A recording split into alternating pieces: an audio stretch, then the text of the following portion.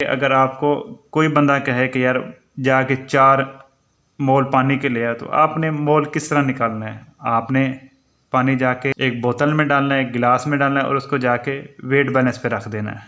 ठीक हो गया, पानी का आपने वजन कर लेना है और ये फार्मूला इस्तेमाल करना है, given mass over molar mass. Molar mass ये एक एलिमेंट का होगा तो एटॉमिक मास होगा, अगर कोई मॉलिक्यूल है तो उसका मॉलिक्यूलर मास होगा।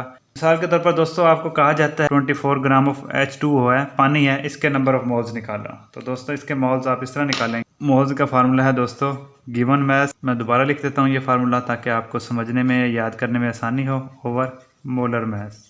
गिवन मास कितना है दोस्तों? 24 ग्राम। अब मोलर मास है, पानी है, इसका मॉलिक्यूलर मास 2 हाइड्रोजन एटम्स हैं और 1 है ऑक्सीजन एटम्स। इसका मास आप किस तरह निकालोगे? 2 हाइड्रोजन और 1 ऑक्सीजन। 2 हाइड्रोजन कितना होता है एटॉमिक मास? 1 और ऑक्सीजन का कितना है? 16। तो ये आपके पास कितना आ जाएगा? 18 ग्राम।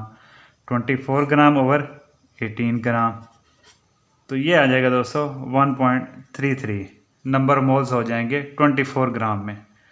ठीक हो गया दोस्तों। अगर आप कहते हैं 1 मोल लेके आओ तो आपने क्या करना है? उसका आपका मोलर मास निकालना है। मोलर मास आपको एटॉमिक मासेस की मदद से पता है, हाइड्रोजन का कितना है, ऑक्सीजन का मतलब 18 आ जाएगा।